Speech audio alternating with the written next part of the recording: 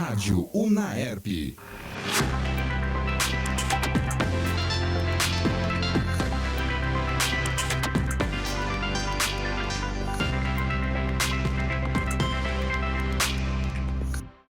Olá, bem-vindos ao Nutrição em 15 Minutos. Eu sou Michele Ferrari, estudante da terceira etapa do curso de nutrição aqui na Unaerp. Ao meu lado tem a Mariana Ribeiro, que também é estudante de nutrição da terceira etapa. Hoje vamos falar de um assunto bastante atual e polêmico.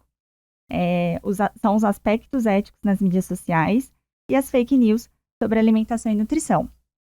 Para explicar melhor o assunto, temos a presença da professora doutora Daniela Miranda, que é nutricionista e mestre em saúde na comunidade, e doutora em ciências nutricionais. Ela também é professora do curso de nutrição, na disciplina de nutrição e dietética e orientação ética profissional. Seja muito bem-vinda, professora Daniela. Obrigada, meninas. O prazer é todo meu poder responder as questões de vocês.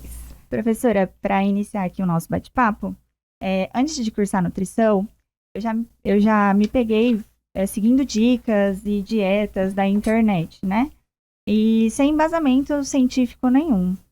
Comigo também, né? Mais do que nunca, nós vivemos aí na época do imediatismo, e o que mais me chamava a atenção nessas dietas da moda eram essas promessas milagrosas e que muda tudo de um dia para o outro, super repentino. Pois é. E hoje temos consciência, né, que existem regulamentações profissionais e éticas para esse tipo de situação. E para introduzir já a nossa primeira questão, como que a ética é aplicada nesses casos aos nutricionistas ou até mesmo àqueles que não são nutricionistas, mas propagam a nutrição? Pois é, meninas, assunto delicado, né? Porque, na verdade, a ciência da nutrição, ela vem sendo cada vez mais estudada, cada vez mais sendo atualizada, e eu fico impressionada com tanto de informações que são distorcidas e que são vinculadas na mídia, né?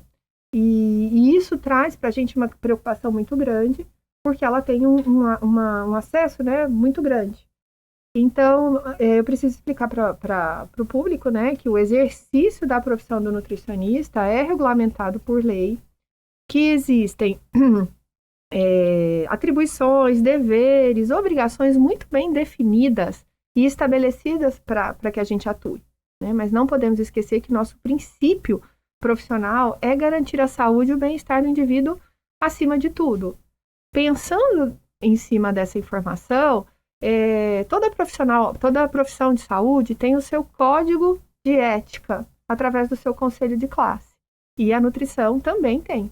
Então, o nutricionista, ele precisa atuar sendo regido por esse código de ética para que ele não cause prejuízo a ninguém, nem aos próprios clientes, a outros nutricionistas, enfim, tem a conduta que ele deve seguir. Então, a gente rege a esse conselho, né, a esse código. Agora, quando a gente fala daquelas pessoas que não são nutricionistas e que elas acabam expondo, falando sobre assuntos, e esses assuntos relacionados à alimentação e nutrição pode ser prejudicial à saúde, a fiscalização é regida via Ministério Público. Uhum. E em relação a essas informações, né, que são veiculadas pela mídia, como que elas afetam negativamente a saúde da população? E qual a responsabilidade do nutricionista, né, nós, enquanto futuras nutricionistas, em relação a isso? É uma preocupação, porque realmente pode afetar, né, a saúde. Mas vamos lá por partes, né? Na minha opinião, primeiramente, pessoas não habilitadas para falar sobre um determinado assunto não deveria ser pessoas influenciadoras, né? Não poderia ser influencers. Na área da alimentação e nutrição, isso também cabe muito bem, tá?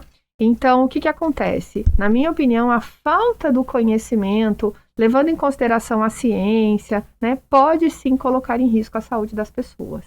E esses riscos não estão só relacionados com, né, o perfil ali nutricional de estético, né, peso, se está obeso, se está magro. Não é isso. Tem muita coisa que pode ser influenciada, né? Saúde mental, saúde social e, inclusive, agravamentos de doenças, né, de desordens em saúde. Então, o estrago pode ser grande quando a informação não é séria, quando ela não vamos dizer assim, quando ela não é cientificamente comprovada, né? E, na minha opinião, a responsabilidade do nutricionista é ele estudar, ele ter esse conhecimento, sempre embasado na ciência, né, com fontes confiáveis, para tentar fazer com que, e quando ele tenha essa oportunidade de estar também na mídia, utilizá-la de forma que essas fake news, que essas inverdades, sejam realmente desmistificadas. Então, nós utilizarmos do conhecimento para que a gente consiga combater essas inverdades. Você comentou sobre os influencers, né, da internet, os influenciadores. Como as dietas milagrosas das blogueiras e famosas podem afetar mentalmente e fisicamente as pessoas que introduzem essa prática no seu dia a dia, sem um acompanhamento profissional, sem o acompanhamento do nutricionista, né? Quando a gente vê essas receitas, né? O grande problema dessas receitas da internet é, de novo, a ideia de que a gente pensa que o indivíduo ele está sendo uniformizado, né? Então, o que significa isso? Muitas vezes, as dietas que são propagadas, elas são iguais para todo mundo, mas nós não somos iguais, né? Nós temos muitas diferenças no nosso metabolismo, no nosso organismo, né? E nós vamos responder de forma muito diferente. Então, a gente tem influências emocionais, a gente tem sociais, de gênero, de idade. Nossa, tem tanta coisa que influencia nosso organismo para a gente padronizar o que a gente tem que consumir, né? Então, é isso que me deixa mais preocupada nessa ideia de que por que faz sucesso, né? E faz sucesso porque muitas vezes é rápido, né? E essas desordens que a gente está falando sobre a saúde tem a ver com as respostas diferentes que acontecem. Então, uma pessoa ela pode comer um tanto de caloria e perder um tanto de quilo por semana, né? A outra pessoa come a mesma quantidade de calorias e está ganhando peso. Como é que isso acontece? Porque somos seres únicos. E então, quando eu penso nisso em relação a o que pode acontecer, a gente está falando fisicamente, mas além de tudo tem a outra parte, né? A mentalmente. As pessoas são levadas a receber um monte de informações que nem sempre são reais. Então, ela quer aquele corpo, ela quer aquela pele, ela quer aquela postura, mas às vezes até isso é fake, né? Tem os filtros dos aplicativos, tem maquiagem. Então, gente, é muito difícil a gente imaginar que essas dietas milagrosas vai dar certo para todo mundo de forma igual, né? E por que parece tão fácil seguir essas dietas da internet? Ao invés de seguir as recomendações, né, as orientações nutricionais da OMS, os guias alimentares, entre outras ferramentas nutricionais que nós sabemos que existem para auxiliar na alimentação. Mariana, sua pergunta é muito boa, né? Porque antes de eu respondê-la, eu queria deixar uma informação. Quando a gente vai buscar isso, nem sempre as pessoas sabem que existem recomendações relacionadas ao consumo, ou seja de alimentos, seja de nutrientes, a partir de padrões cientificamente comprovados, né? Então, as pessoas acham que aquela informação, aquela conduta que deu certo com você, pode dar com ela, e simplesmente copia. Então, isso para mim, que a desinformação é o que mais me preocupa, né? Então, assim, respondendo a sua pergunta, a gente vive hoje um tempo que tudo é para ontem, né? É o tal do imediatismo. Então, ter efeitos duradouros na sua alimentação para que esse resultado seja eficaz, vai necessitar de tempo, vai necessitar de mudança de estilo de vida, vai necessitar de mudança na sua alimentação. As pessoas estão preparadas para isso, né? As pessoas estão preparadas para esperar esse tempo para que seu organismo se adapte, para que o resultado seja eficaz, né? Então, essa é uma preocupação muito grande, né? E será que as pessoas têm compreensão realmente de que não é deixar de comer um alimento ou comer só aquele alimento ou aquele nutriente vai ter todo o resultado esperado? Ou é um conjunto de coisas que precisam acontecer? Então, por que eu acho que é um pouco mais fácil? Porque a pessoa, às vezes, muda um comportamento, tem uma atitude e aparece ali um resultado. Mas ele nem sempre é eficaz, nem sempre é duradouro, tá? Então, eu acredito que aí é que está o problema mesmo. A falta do profissionalismo. que significa isso? A falta de informação certa, de informação real. A ciência da alimentação, ela precisa ser trabalhada em evidência, ela precisa ser trabalhada em comprovações, né? Então, e quem tem isso? As pessoas habilitadas, pessoas que estudam, né? Eu vejo isso como sendo muito importante.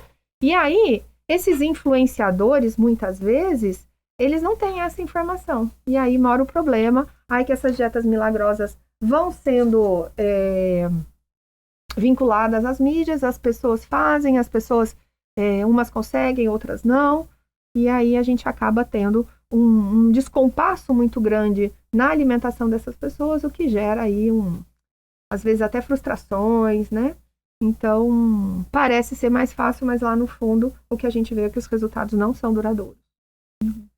Você falou sobre a informação, né? O acesso da informação hoje está muito mais facilitado.